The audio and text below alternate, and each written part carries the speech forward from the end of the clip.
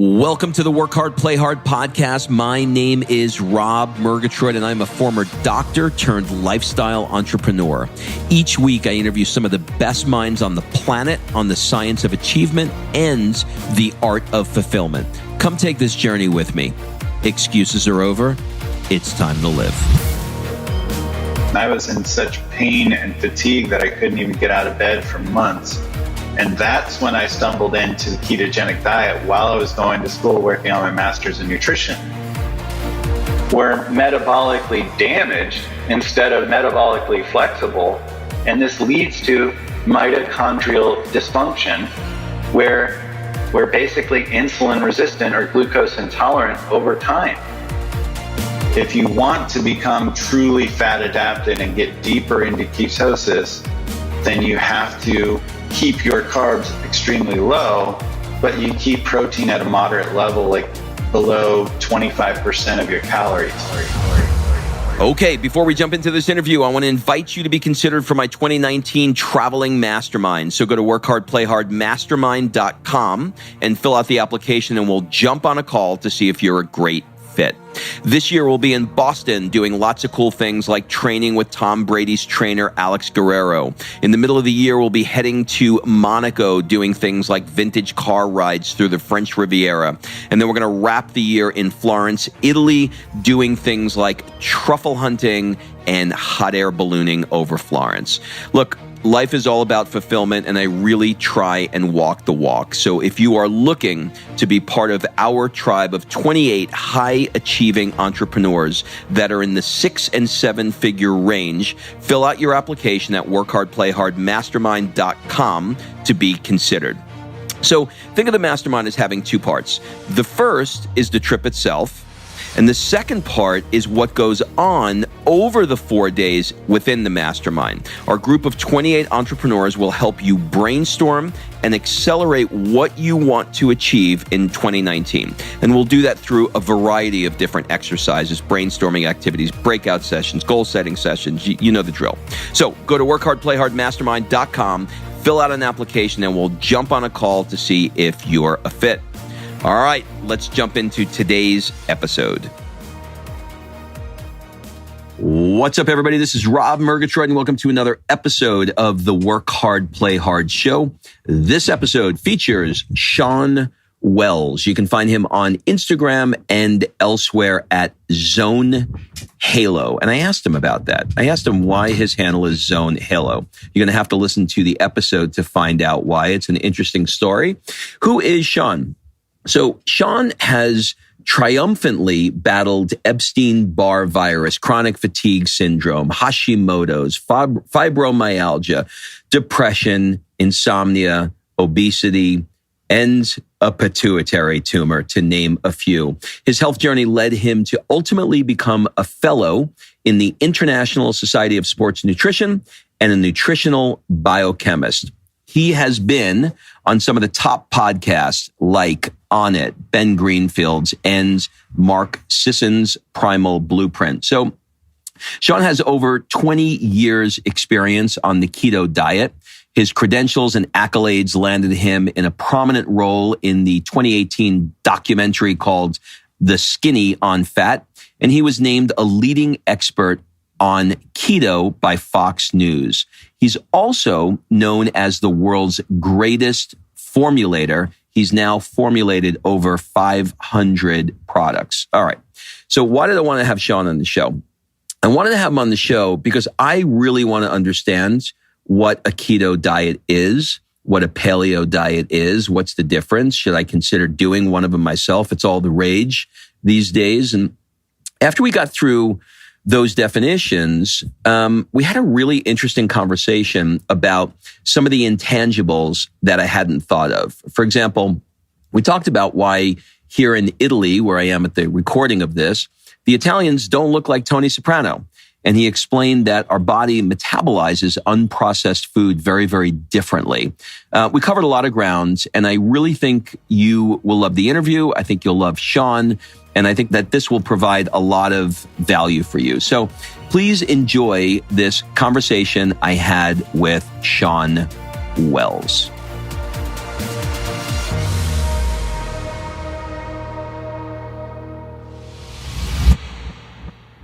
Shawn, welcome to the show.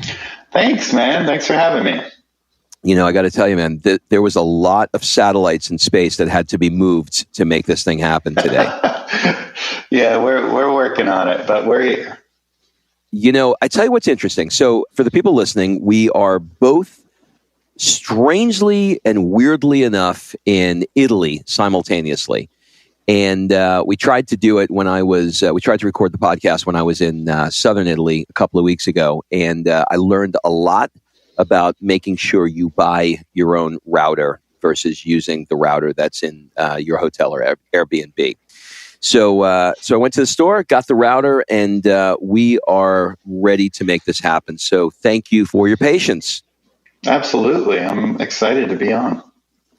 So I'm excited to do this interview with you too, and here's why. I've been trying to understand what keto is, what keto isn't, what the difference between that and paleo is, and blah, blah, blah. So I can't wait to get a proper education from somebody who actually knows what they're talking about. You are the expert in this world. So I appreciate you being willing to sort of go through this with me, but I like to start at the beginning. But before I do, a little disclaimer. I am recording this in Florence on my rooftop outside intentionally because I want to wait for the church bells to ring and I want to record it. I think it's going to be cool. So we're going to make it really, really Italian today. Cool? Nice. Yeah, I love that. And I'm in Sardinia, a blue zone. So that's very beautiful here. Are you in the blue zone because you intentionally wanted to be in the blue zone, or did that happen another way? Happened another way. A foreign exchange student of mine lives here, but it just is coincidental because obviously I'm into longevity. Okay, got it. All right, so let's start at the beginning. You are a New Englander, like my wife is. She's from Manchester, New Hampshire, and every time she sees somebody from New England, I don't know what it is with you guys, but you're always like, oh my God, you're from New England. It's like you just saw one of your kinds. I'm still trying to figure out the accent or how to pronounce half those words, but your dad was in the Navy, if I did my research correctly, and you bounced around quite a bit, and you found yourself eating a bunch of junk food, gaining weight, stepping into depression. Can you sort of unpack that initial story for me just a bit? Yeah, exactly. That's it. I grew up a junk food junkie, a little bit of chaos, growing up, and I was bullied quite a bit at school, laughed at for my weight, which was just a downward spiral. I was a smart kid and did well in school, but a lot of depression. And eventually I went to business school because everyone told me I should just do business and that would be the smartest thing. I went to Babson, which is in New England, Wellesley, Massachusetts, #1 business specialty school. And that was great, but it wasn't my passion exactly. I did marketing, which I do love. But I think about halfway through my time at Babson, I started working out, getting in better shape. Creatine had come out. I was reading some magazines on weightlifting and looking at a book called Optimum Sports Nutrition, spending a lot of time in the GNCs and reading the labels. And I went to my doctor for a physical in between my sophomore and junior year. And I was telling him all about my new excitement. And he looked at me and could see I was excited. And he drew out this lifeline. And he told me, why not be happy between here and here? And I was 20 and 80. And that forever changed my path, that someone of his caliber of career and intelligence was telling me to go chase my passion. I mean, other people could tell me that, but it didn't seem to have the gravity of him telling me in that exact moment. And so I did finish up business school, but I decided to go back to school based on what he was saying to try and become a formulator of supplements. So Babson, is one of, for people who don't know Babson, I've had some friends who've gone there. It's ranked I believe, you can correct me if I'm wrong, but I believe it's ranked above Harvard, Wharton, and Sloan. Is that right? Yeah, for a number of programs. It's the number one business specialty school in the country, and for like entrepreneurship and several programs, it is ranked above those. Yeah. I mean, so it's incredible. I mean, it's a lot to be proud of there. And then, you've got this triggering event with the doc. What was it, or was it just that event that you just described that got you from business into biohacking? Was it just the conversation with the doc that just sort of hit that nerve? No, it was the excitement of, I literally, like some people might spend time playing video games or time in a library or whatever. Like for me, like I was giddy spending time like hours and hours in these supplement shops or reading the magazines. And then I started working at the supplement shops. And so I could spend even more time looking at the labels and probably not being arrested, some loitering, and just reading the magazines while I was at the desk, helping people with all my knowledge that I had been reading and accumulating. And then, as websites continued to grow, I was spending a lot of time on these message boards, like learning and sharing my knowledge on supplements and nutrition and what worked with fitness and what didn't. Obviously, because I was broken, and I think my idea here of my why is that I come from a place of passion and understanding, trying to fix myself. And that's where I was trying to, biohack. And we didn't call it that then, but that's me trying to fix myself. And then through all that, through the passion of working on myself, came me loving helping other people, because I was such an expert on all these different topics, because I was trying to fix my depression and fix my obesity and trying to get in shape. And then I ended up getting into Chapel Hill later, but I had to go back to school to get all the classes I needed. And just like this one guy gave me my dream, this doctor, because, like there's such power in your words. Sometimes you don't even know the power that you're having on people. I went to UNC Greensboro because my parents had moved down to North Carolina and I could go in-state. And I wanted to go to Chapel Hill. That was my dream school for my master's in nutrition. And so UNC Greensboro was a great school for me to get all the classes I needed. But I needed about 2 straight years of sciences, about 26 credit hours a semester. It's an insane amount. And this guidance counselor told me, you're a business student, you're going to fail, and you're going to fail miserably. And quite frankly, you're not even in that good a shape. And it broke me. Just like this one guy gave me my dream, that almost took away my dream. And I almost committed suicide that night because that was like my sole focus, my sole passion. I felt like, God parted the clouds and, gave me my why. And then all of a sudden someone was taking it away. And now I was purposeless in life.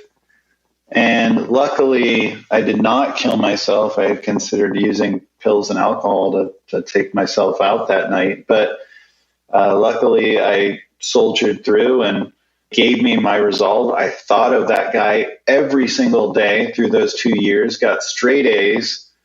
And luckily I got into Chapel Hill and got my master's and I was on my way. But while I was at Chapel Hill, I ended up getting a host of autoimmune issues. I got mono, Epstein-Barr virus, and that leveled me for several months. And it ended up leading into chronic fatigue syndrome, fibromyalgia, Hashimoto's, like a number of autoimmune issues. And I was in such pain and fatigue that I couldn't even get out of bed for months.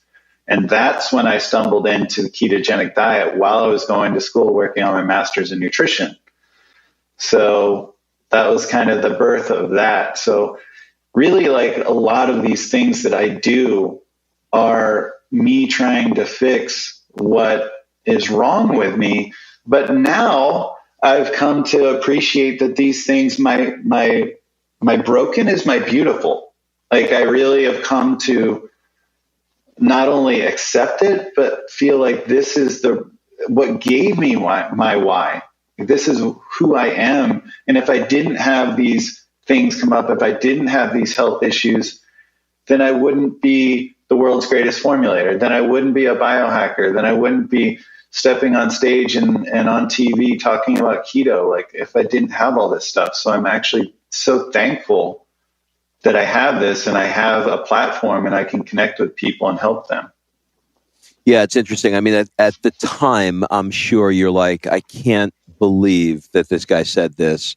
I'm at the edge of, potentially committing suicide. But actually, when you look at that time in your life, sort of like through the lens of hindsight being 2020, who's to say that it wasn't the impetus that got you to radically change your life? God willing, you didn't go there, but look at what's come out of that massive adversity. And, not even to say what you had to overcome, physically going through both of those things. They say God's delays are not God's denials, right? So, right. Without him, I wouldn't. Yeah, exactly. Without him, I probably wouldn't be where I'm at as well. It seems highly negative and was frustrating at the time, and I almost took my life. But through him, I had resolve to really push forward.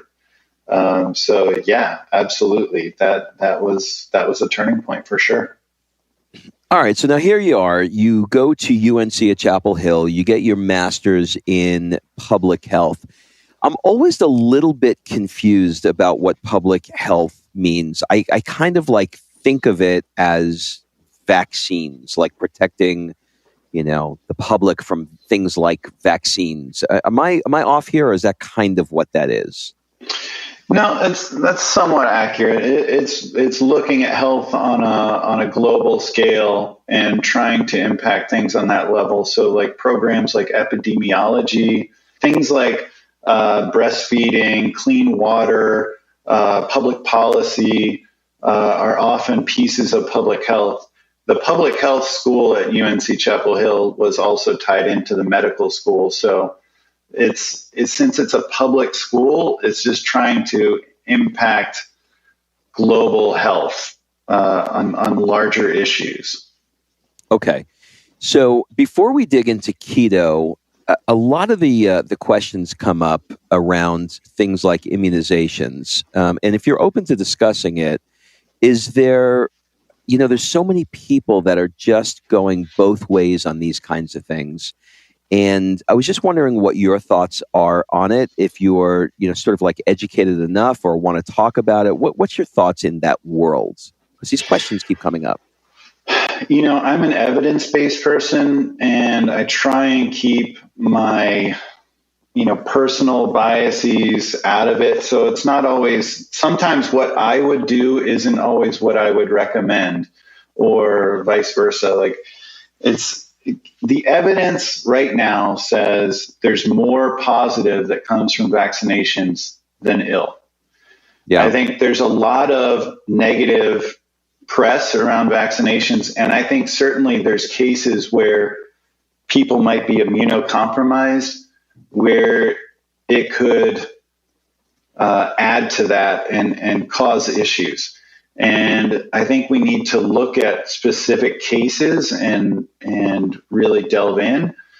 And there's specifically mercury-based vaccinations that I was reading that could be certain vaccinations have more problems than other vaccinations. And it's kind of throwing the baby out with the bathwater, that maybe some of these vaccinations that have a way of being processed with mercury might have more issues to your health. But I don't know that vaccinations in general are bad. And it seems like if we look at, what's happened in history, that vaccinations have certainly been more helpful than not. And especially again, when you look at a populational level of like some of these outbreaks and things that are happening, it can make a massive difference. with things like polio or things that aren't an issue anymore, thanks to vaccinations. So I'm not part of the anti-vax crowd, but I'm not like saying that it's all good either. Just like antibiotics, if you look at again in history, when we stumbled into using antibiotics, there's so much benefit that came from that. But now maybe there's some better ways to approach it, because an antibiotic is kind of like a nuke in that it kills bad bacteria, but it also kills good bacteria. So yeah, there's better ways to maybe approach it, Yeah, there's stuff on both sides of that street. I see that. Okay, well, let's talk a little bit about keto. That's your lane. God, where do you go down? I mean, we've got everybody from, Mark Sisson to Keto Guido, right? We've got everybody all along the line. So one of the questions that comes up a lot for me is people ask, I don't want to do keto because I'm going to have to pee on a stick. Another person will say, well, yeah, you're calling it keto, but it's really not keto. You're not going in ketosis. You're just cutting carbs. So maybe you can kind of like start there.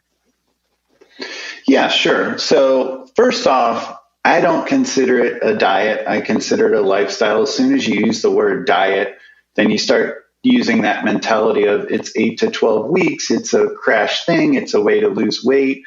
And certainly people can lose weight on a ketogenic, quote unquote, diet. But to me, ketosis is more about tapping into this alternate fuel that we were probably using 50% of the time. So it's not a new fad. It's something that we've lost along the way that's very primal. When we were eating even a high carb diet, we still could have been in ketosis quite a bit because of foods being high fiber, low glycemic, starches being what's called resistant starches. So if you were to eat a raw potato or a green banana, it has no glycemic impact. And then if we were exercising back then, we just called it manual labor and hunting and digging things up and, preparing the food and trying to find food. And then instead of fasting, we called it starving because we were looking for food. Sometimes we couldn't find food for several days. And the great thing about ketosis is that the brain actually prefers this as a fuel source, and it creates alertness. And this makes sense if you are starving and you need to find food and you need to hunt down that animal. You need to, let's say if you haven't ate for a couple days, you want to be sharp. And it also is anti-catabolic, which means it protects lean body mass. It protects muscle. So instead, you're utilizing more fat for fuel and sparing muscle, because muscle is the most important thing that you need to survive. So this is the miracle of ketosis that we've kind of lost track of. We used to be very dual fuel, very metabolically flexible, where we could tap into glucose and we could tap into ketones. But now, because we're eating all the time, we don't fast anymore. We're eating every 3-4 hours, and we're eating high glycemic carbohydrate. We're eating ultra-processed food. We're not exercising as much. Then all these things have led into us just being purely glucose dependent. And now we're metabolically damaged instead of metabolically flexible. And this leads to mitochondrial dysfunction, where we're basically insulin resistant or glucose intolerant over time because we're not exercising enough, because we're eating all the time, because we're getting high glycemic carbohydrate. And this food is high bliss point food that makes us overeat it, and it triggers dopamine and serotonin. And the ultra processed food is literally engineered so that we override satiety signals, that we don't feel full. And you can't eat just one. Once you pop, you can't stop, and that kind of thing. So the miracle, quote unquote, of keto is that it gives us this alternate fuel source and helps fix the broken aspects of our metabolism that we feel like not only is it fixing body fat, but it can fix, that's why we're hearing about it with cancer, Parkinson's, Alzheimer's, depression, all these things, because mitochondrial dysfunction is at the heart of all biological aging and almost every chronic disease. So this is where keto can be so impactful. So years ago, I'll be 53 next week. And I remember, I don't know, maybe when I was 20 or something, I kind of remember hearing the Atkins diet, right? Mm-hmm. Are we splitting hairs here between keto, Atkins, and paleo? Are they all sort of saying the same thing, just try and be a bit more on the ketosis side, but not actually, trying to go into ketosis every day where you're having to check it on the stick? That sort of thing? Is it just more, a guideline, just eat more, just eat less of the processed starchy stuff and try and be a bit more keto dependent than glucose dependent? Is that kind of what everybody's saying? There's some nuances there for sure. So first off, paleo is basically eating whole food. There's some allergens that get thrown in there that we weren't evolved for, like certain grains and things like that. But the idea is eating what we were once evolved for, trying to eat more whole food. Now people are, doing Whole30, and some people call it ancestral, some people call it primal. But the idea is eating more whole food, getting away from the ultra processed food. Really, the new fad diet is the antibiotics, the GMOs, the artificial colors, sweeteners, flavors, the RBGH, the RBST, the preservatives, the glyphosate, all this crap is the new fad diet. That's what's changed in the last 80 years. It's not like that we're so far off. It's that we're just eating all these engineered foods. And I think that's the biggest problem. When you walk in a convenience store, all you see is the addiction. You see the sugar, the color, the caffeine, the alcohol, all the packages, and it's all impulse. It's all the serotonin and dopamine. It's the desire. And so we were evolved to eat to live, not live to eat. And so getting to paleo is kind of rewinding that and taking away the addiction and getting more to the whole food, which makes a lot of sense. And I think that's where everyone should agree, keto or not. We should all agree, let's get back to whole food. And then so keto, again, is something that raises ketones in the body, endogenously in the body, which you can check by urine, acetoacetate, or you can check by blood BHB, beta-hydroxybutyrate. But the difference between Atkins and a ketogenic diet is that at the beginning, the initiation phase of Atkins is a true ketogenic diet. But once you get into Atkins, it becomes more low carb and it can be very high protein. And that isn't necessarily ketogenic. And once you get above a certain level of protein, you can get into something called gluconeogenesis, which means you're converting protein over to glucose, and then it can be counterproductive at some point. So if you want to become truly fat adapted and get deeper into ketosis, then you have to keep your carbs extremely low, but you keep protein at a moderate level, like below 25% of your calories. Okay. So what I'm seeing a lot of people do is they're just saying, well, I just can't eat the carbs. So they're doubling up on meat and chicken and, those kinds of things because they don't know what else to do. And they're just eating a lot more meat. But you're saying that even that can make it backfire because of the gluconeogenesis. So that gets converted. The protein, did you say, gets converted to carbs? Correct. And that's one of the biggest mistakes that people make, why they say, like, I just don't feel that good on keto. Where's all this clarity that I'm supposed to be feeling? And it's because they're eating like this bodybuilder style diet of like low carb and low fat and ultra high protein. And that means you're not really adapted well for glucose and you're not really adapted well for fat. And you're kind of stuck in this neither world of trying to convert a ton of protein over to blood glucose. And you get that hangry thing where you're just irritable and your blood sugar becomes highly sensitive at just minute fluctuations. And you'll see people be like irritable and hangry and all that when they're just eating this high protein diet. So I think that's not ideal. And that's one of the reasons why people aren't experiencing, many of the benefits of fasting or a true strict ketogenic diet where you get deeper into ketosis and you get that alertness. Okay. So if you wanted to give some practical advice, we're both here in Italy tonight. We're both, I'm sure, going to go out to dinner. And I have a different question about why the Italian's so skinny and nobody looks like Tony Soprano actually here in Italy. That's another conversation.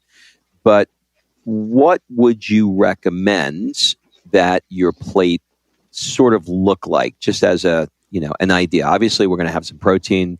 It's going to be low carb, some veggies on there, some cheese maybe for fats, or some nuts, or what? How do you break this down? Yeah, exactly. I think things like that, like eggs, cheese, nuts, oils, that's great. Using like olive oil on top of your salads or ranch dressing. Obviously, I prefer to not use the processed version and just make it yourself. You can use sour cream, things like that. When you have coffee, instead of using half and half or skim milk, use a full fat, heavy whipping cream. And so that's and it's delicious. When you use high fat, it's amazing. And you feel fully, the satiety of it. You feel full. And it's just so if I was to give you a steak and put butter on it and say, can you eat a second steak with butter on it? It would be hard. But if I was to give you potato chips and cookies and ice cream and all these engineered high glycemic foods, it's super easy to keep eating those. They're meant for you to keep eating. And that's one of the beauties of going to whole food, one, and two, getting deep into ketosis. The deeper you get into ketosis, the more BHB rises, beta hydroxybutyrate, the key ketone, and you feel full. You actually get satiety from that. That's one of the reasons why when you're fasting, you don't feel hungry. It's a survival mechanism, again, like the alertness, that instead of focusing on hunger, you have your hunger removed and you're ready to go find food. And that's one of the breakthroughs you get when you're going through fasting or when you're on a ketogenic diet. People are like, I forget to eat. But when you're not doing it correctly and you're doing this high protein thing, or you're doing a lot of net carbs and you're not doing it right, then you don't get that fullness that people talk about, or the alertness that people talk about. How do you personally watch yourself from going too high protein? In other words, when you look down at your plate, is there something that you see that sets the alarm off and goes, this is too much protein? Is there a way that we can eyeball it to know that because I think the mistake that most people who make the attempt to go keto is what we just discovered, and I did not know, which is proteining yourself. So maybe talk to that a little bit. So how do you know kind of where you cross the line? Yeah, I think when you, and I do this sometimes, I go to a barbecue in Texas or whatever and load up on meat.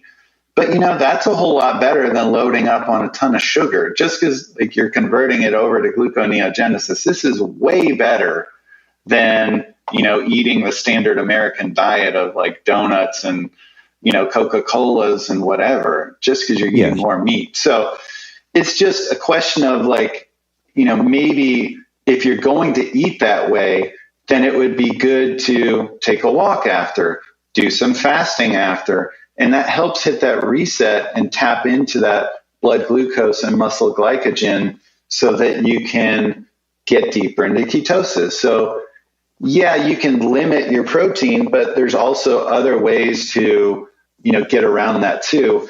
And so it's just making sure that you get enough fiber, get enough fat, and then keep your carbs low. And then, you need some protein. So it's common for us in America to make protein the staple, like the thing that you build around. And I'm saying it's more important to build around one whole food and build around making sure you get your fat in on keto, and then getting a moderate amount of protein. Okay, just for clarification, when you say build on whole food, give me a couple of examples of what you are calling whole food. So eating, I even over, casseroles or anything, just literally eating, broccoli, cauliflower, salad, having a chicken breast, having, nuts, having, things like that. Like if you were not keto, having an apple, having a banana, instead of having something that's out of a can that has the syrup, that has the, this and that, or, that comes in a bag or a box, avoiding the processed foods and sticking more towards the outside of the grocery store, the outside aisles where, it's the whole food, the fruits, the vegetables, the dairy, the things like that. Are you concerned at all with things like atherosclerosis, stuff like that, high cholesterol? No. So this is, first off, I'll say it right now that cholesterol is one of the biggest scams in modern medicine. It's very frustrating to me. Hypercholesterolemia is so exaggerated. If you actually look at the data shows the higher your cholesterol, the better your longevity and mortality. The better. It does not show what you think it would show. And it's very frustrating. I don't know where this came about. And when you get on, and they keep lowering the threshold, every 5 to 10 years, they keep lowering the threshold for what's considered high cholesterol. And then what happens, of course, is more people on statins.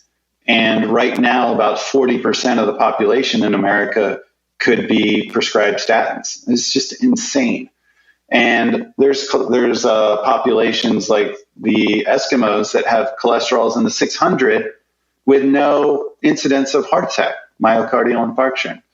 And it's madness to me that actually there's way more side effects and mortality risk on statins, because statins lower the protective cholesterol and lower, cholesterol is critical for the cell integrity, like the cell wall. It's critical for your brain health. It's critical for your sex hormones. And it also causes mitochondrial dysfunction, which is why people have muscle cramps and people have CoQ10 depletion, which is a key nutrient in mitochondrial function in the electron transport chain. So this is it causes all kinds of issues, and it's just crazy to me. There's one lipoprotein that you can look at that really is worth looking at, and it's lipoprotein A. And you want to look at what's called very low density lipoprotein. And the key one is lipoprotein A. And HDL, LDL is a calculated number that these doctors are using, and they're looking at total cholesterol or HDL, LDL, and they're not accurate. It doesn't tell you anything. LDL isn't the bad cholesterol. It's a good cholesterol. HDL is a good cholesterol as well. I mean, your body doesn't have something standardly bad. And so it's just gross overgeneralization to say that this is a bad cholesterol, this is a good cholesterol. So it's frustrating. And actually on the ketogenic diet, the higher fat, just like the Mediterranean diet and things like this, we're seeing have greater heart health because it's actually more protective. It doesn't make sense. And when you eat low fat, you lower HDL, and the Pritikin diet and some of these diets they cause greater risk for heart attack. It's crazy. The whole low fat thing is also a huge farce. Yeah. Okay. I'm with you 100%. I've taken 3 pages of notes. This is so good. Okay. You're in Italy, and tonight you may be approached by some Italian waiter that says, "Can I get you wine with your meal?" How are you going to handle that? So on keto, you can have about 4 ounces of red wine a day.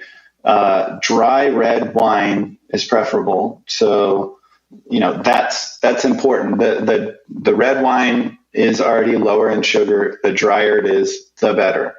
So it's best to avoid white wines. It's best to avoid the sweeter red wines. But that's the best way to do it. And obviously, you don't want to indulge too much. But you can have 4 ounces, with a meal. And, especially if you're just sipping it with a meal. And there's so many benefits that are shown with having one serving of alcohol a day, actually irrespective of the type of alcohol. Even beer and a shot has been shown to help with vasodilation, increasing the size of the blood vessels and allowing for better blood flow. But certainly there's a benefit beyond that with red wine, with resveratrol and these polyphenols that are in grapes that are shown to be anti-aging, that work on the SERT genes and what's called telomere length with your DNA. That's really important as a marker of aging. All right. So I'm not going to lie to you and sit here and say I'm not doing something, but I am, and I want to ask you about it. So I will go out. I love wine. I love to learn about wine. I love to go to wineries. One of the reasons why I'm in Italy is because of wine. And my wife and I will go out to dinner. We'll get a bottle of wine. I'll have 2 glasses. She'll have 2 glasses. Obviously, that's not 4 ounces. How much damage am I doing? The big picture is, if you're happy, then you're doing yourself good. I just read a new study that shows that happiness is responsible for 11 to 15% longer life. That means 12 years if you just choose to be happy. That's the number one biohack, without a doubt. So my best advice is to not stress over something and enjoy the moment. Now, it's good to obviously not overindulge chronically, because that's not ideal either. You need to take care of your body.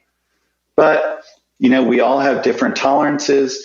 It matters, like if you're eating with the wine, if you're, slowly sipping it instead of just, kind of the American way of just let's pound it, trying to get drunk.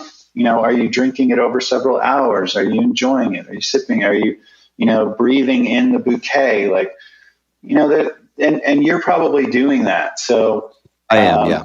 So there's a difference when you're, drinking to tie one on and drinking because you really enjoy the moment and it's a nice night and this is a special wine and you're on a special vacation.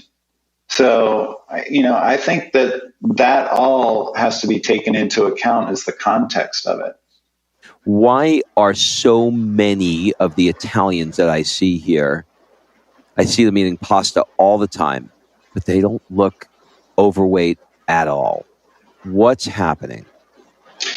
Yeah, it's really interesting. And I'm taking that in. Of course, I travel all over the world and, watch people in China that eat the rice and, all these things. And I think the biggest thing is that it goes back to that whole food thing, that they're not eating foods that make them overeat, that override satiety. And that's what's changed.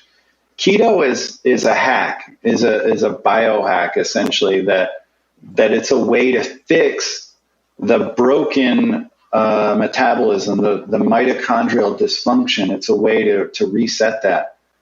These people don't have that issue because they exercise, they fast, they eat low glycemic carbohydrate.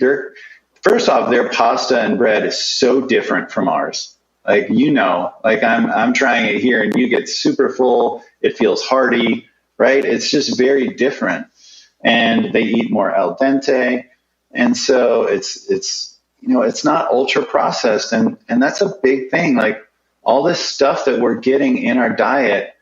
I mean, there's been studies done. Here's an example of just the beverage that you're having. Like if you have, I think the study was done with sweet tea, which is common in the South, that people ate 40% more calories ad libitum, which means just eating freely, when they had the sweet tea at the table. So, you watch these people in Italy, they're drinking water.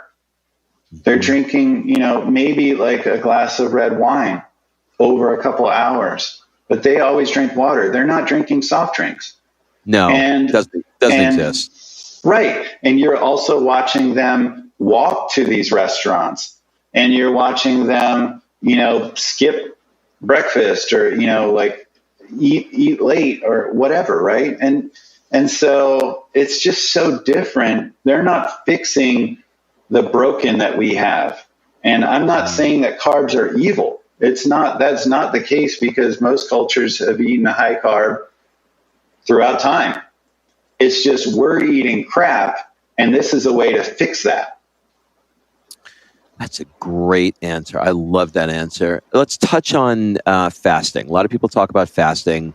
One of the guys, I'm doing an event here in Florence for my Work Hard, Play Hard experience. And the hotel, that's the host hotel, is this big fancy schmancy place. And so I sat down with the owner the other day, and he was showing me some pictures, asking me if I know these guys. And he showed me a picture of Peter Attia. And I said, yeah, I don't know him personally, but I have a lot of respect for him. He's a great doc.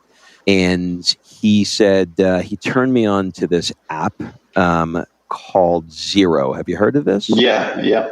Mm-hmm.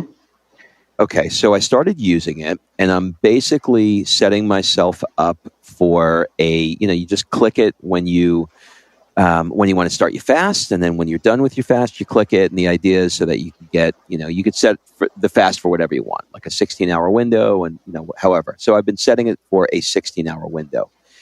So the question is that a good idea as a practice, as a daily practice, for me to have an 8-hour eating window and fast for 16 of those? I think that's super ideal. The only reservation I would have there is if you're someone that's fixated on food and has an eating disorder, sometimes fasting can be an issue. And so if you have an eating disorder, I would try and work with a psychologist and a dietitian around that first. But because you do see people with eating disorders kind of mask their eating disorders by saying, I'm doing fasting and, things like that. But most of the time, for most of us, we need to be doing more fasting. When we say, oh, I'm starving, hardly. That is hardly the case. It is really good that we let insulin go down, that we let growth hormone go up, that we let some of these growth factors go up, that we let autophagy happen, which is cellular cleanup and detox. That's truly anti-aging. And there's even something called mitophagy that's cleaning up the mitochondria, which, again, is probably the most important thing where everything in medicine is going. I believe in the next 10 years, all we'll be talking about is mitochondrial health. And so fasting allows for a lot of these things to happen. It's kind of like, if you're using your phone and you have 10 apps running and you've got full screen brightness on and you've got Bluetooth and Wi-Fi and whatever, you run the battery down super quick, obviously. And if you do something to put it in like airplane mode and turn down the screen brightness a little bit and then use your phone, well, it's going to last a lot longer. And the same is true with your body. To get into a state of rest and digest, which is the parasympathetic nervous system, instead of, we're always usually in the sympathetic nervous system, which is fight or flight, just pushing the limit, eating, going, whatever, just like listening to the music and stimulated. And we rarely take time to meditate, to fast, to get into a state of rest and relaxation like we should. And so fasting is really an important piece. I think another important aspect of fasting is that it gives you willpower. when everyone else is eating, chips and bread and whatever, and they say, oh, we need to go out to lunch and we need to do this, we need to do that, we need to eat 3 times a day, 4 times a day, 5 times a day. You can say, it's not on my window, I'm not eating right now. And that gives you willpower not only to make yourself healthier in terms of all these benefits, autophagy, ketones, etc., but you start making decisions that are empowered, that you're not peer pressured, that you don't feel like you have to do something because other people are doing them. So I believe fasting is a really powerful tool. And that's why you see fasting, like in all the spiritual practices, fasting is core, right? Because it elevates ketones, which allows for that mental alertness, allows you to connect to yourself spiritually, like lets you, get into that quiet place. I think fasting is really powerful. Okay, when I'm done with the fast, I break the fast usually around 12 or 1, depending on when my last meal was. And Mark Sisson's got this thing called Big Ass Salad, which is basically what it sounds like. And I do one of those. But I'm starving. Like after the salad will work for like an hour or 2. And then I'll do like a protein shake. And I feel like I am overdoing it on the nuts, because I just feel like I'm starving, and I'm also working out in the morning, while I'm fasted. Do you have any tips for people that during that 8-hour window, who feel like they just, want to eat, a couch because they're starving? Yeah, well, it's important that in that 8-hour window that you're actually eating your maintenance calories. Sometimes you can get into a situation where, like, maybe instead of eating, I don't know what your maintenance calories are, you're a healthy guy, like it could be 2,500, 3,000 calories if you're active. Yeah. It might be hard to eat the 3,000 calories in that window. And if you do it consistently, sometimes, again, you'll be forgetting to eat because ketones are elevated, because your stomach stretch reflex is reduced. And so you're not eating as much maybe as you should. So you are getting hungry with leptin and ghrelin and some of these hunger sensors. So that could be it. I don't know if that's it, but if you're eating, another aspect could be adding keto to the fasting would help. Certainly eating paleo would help. So if you're eating whole food, again, it's more filling. If you're eating high fat, it's more filling because you're getting deeper into ketosis, which really augments the fasting. Makes perfect sense to me. Why do you call your company Zone Halo? It sounded cool. One, I'm a spiritual person, not necessarily religious, but just deeply spiritual. And I always liked the angelic imagery. But I also thought, like, the name of that video game, I've never been a video gamer, but I always liked the name of it. I just thought it sounded cool. And then, I don't know, like Twilight Zone, I'm a sci-fi guy. I just mashed these things up. It just sounded cool to me. There's no real like deep scientific reasoning for it. Yeah, I was like, it must be like deep keto. It's Halo Keto. Okay, got it. All right. So in the remaining 5 minutes that we have, we'll do the rapid fire round. Answer as quickly or as slowly as you like. It's basically a first thing that comes to mind round. What would your friends say is one of your superpowers? Wow. I think my biggest superpower is empathy. What's one of the things you're afraid of right now? I think because I've been suicidal and depressed in the past, that it's always something that's always there. Like if maybe my life goes off the rails, that, I have some fear that could come, coming back to me. Like I could just get very depressed and potentially suicidal again. What keeps you up at night? Work, but in a good way. I think I love what I do. I'm very passionate about teaching people, helping people, coming up with new ingredients, doing formulas. I have a hard time turning it off. I enjoy talking about it to people. It's something that's super exciting to me. So I think that tells me that I'm doing what I love and I love what I do, and I should just keep going. I love that. I have a mastermind full of people that love what they do, but they do it too much and they miss out on a lot of other things in life. So if I could stick my nose where it doesn't belong and tell you to take up guitar or something. I did want to work with you on this very thing. So your whole mastermind definitely resonates with me for sure. Yep. Yeah. That's why we do it. Because everybody's like, it doesn't feel like work. I'm like, yeah, I know. But there's a lot of other things in the world you could be doing. What do people never ask you, but you wish they did? Man, these are good questions that I've never been asked before. This is a great one. I love talking about music and movies. I'm a super nerd. I know tons and tons of music. I love movies. I especially like sci-fi and fantasy. I'm very nerdy.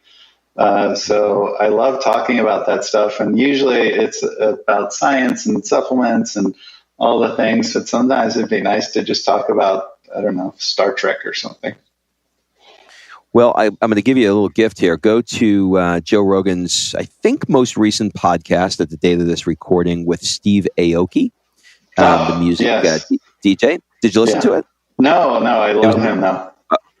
Okay, listen to it because it is exactly what you just described. It's Steve Aoki talking about his love of music. I don't know if you know this or not, but Steve Aoki's dad was Rocky Aoki, who started Benihana. And he talks about music, and he talks about Ray Kurzweil, the singularity. And he's going to have Ray Kurzweil actually do he's actually going to record him speaking on one of his electronic dubstep tracks. It's kind of trippy, but you will absolutely love the interview. It's 3 hours of like cryogenics talk. It's really freaking good. Wow. Okay. That sounds cool. Yeah, you're going to love it.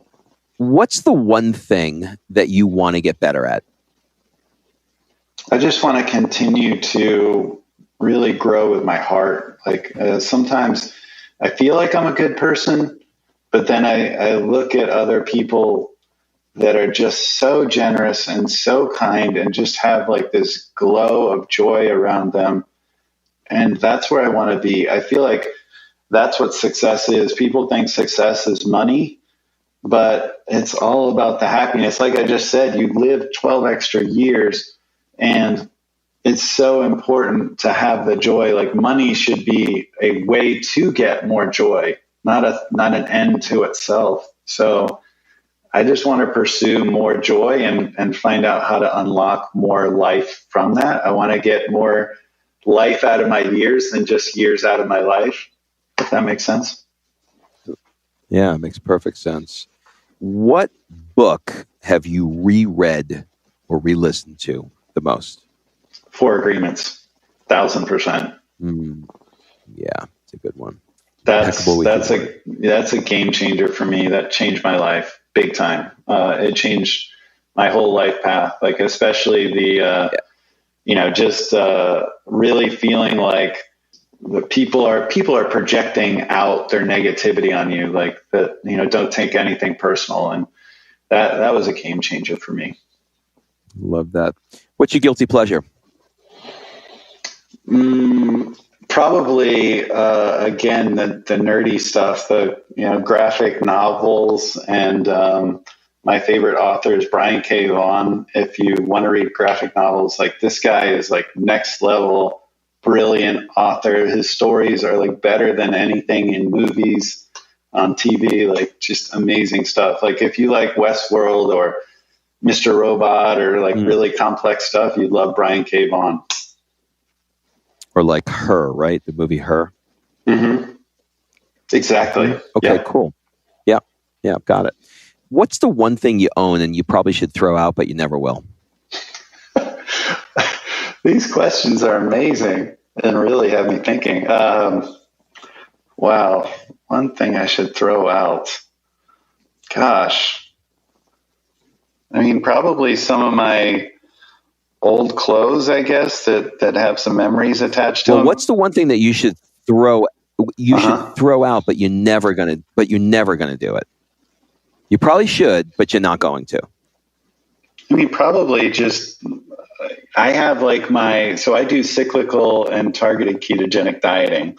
So I do live life, and I do still enjoy I told you I was a junk food junkie. So I look forward to my days where I play volleyball all day and I have things like Coke or gummy bears or Oreos or things like that on those days. That probably isn't the healthiest thing for me, but I feel like I earn them. I'm fat adapted, I'm keto adapted. So, I'm back by the end of the day, I'm back in ketosis. So probably that stuff. But for me, it's just a guilty pleasure that, I still do. I love it. Okay, last question. Let's change things up a little bit. What one question would you like to ask me? I think what has been the most impactful learning that you've had that you pass on to your mastermind that maybe was an epiphany to you? You hit a point in your life that you can easily add up how many years you have left on the planet. And if you're willing to extrapolate that down just a little bit to how many summers you have left if you live the average male or female lifespan, and it puts it in a proper light in which to realize that we're not living forever and that there's so many things that we want to get to that we need to take the time to actually schedule to get to. So, for example, I have roughly 28-ish summers left if I live the average American lifespan. To take that even further, my mom is still alive in New York, and I probably see her once or twice a year. And she probably, based on averages, has 3-4 years left. So if I see her, let's say I see her twice a year, and she's got, roughly 4 years left. I have 8 times left to see my mother before she's gone. And putting those things into realizing that I have 28 summers makes me calculate very, very carefully what I want to do with those 28 summers. And while I'm speaking to you in this summer, I'm looking out at the Duomo in Florence, Santa Croce, and off in the distance, I'm looking at the hills of Chianti. And this is by design. This is because I wanted this in my life. And I've spent the last 3 months traveling all over Europe because I recognize how fast it goes. And no matter how much I love what it is that I do, there's so many things that I just don't want to miss out on. And there's so many things I want to learn. So I would say that's the epiphany. I know that was a bit of a ramble, but did that answer the question? Oh man, that's super powerful. There's a poem that reminds me of that. Yeah. I forget who wrote it, but it's that we tend to view life as an inexhaustible well. And, he says something about we see only so many full moons in our life. We think that we're going to see hundreds of them, but how many do we really see? All these moments, when we see the ocean, we're not going to see it 100 more times necessarily. It's just everything is finite. That's really profound, especially about your mom. Yeah, for sure. And that's the case for everybody, So yeah, man, I've really, really enjoyed this, and you are definitely doing God's work here. This is you're changing people's lives. I see all the comments. There's no doubt in my mind that the reason why you have been given all of the accolades, and why everybody from John Tesh to CNN to everybody in between wants to have you in their studio to interview you is because you're doing something that's changing the world. So I just want to acknowledge you for that. Thank you for taking the time for little old me. Thank you so much. That means so much from you, and I really appreciate you and everything that you're doing as well. You got it, buddy. Until we do part 2. All right. Thanks. All right. Thanks for listening. If you love this episode and you know someone that needs some help in either stepping up their work hard game or their play hard game, it would mean the world to me if you shared this podcast with them to help me get this movement out there. So if you like what you heard, head on over to iTunes, take 30 seconds and leave me a 5-star review, and I will be forever grateful. So until the next episode, excuses are over. It's time to live.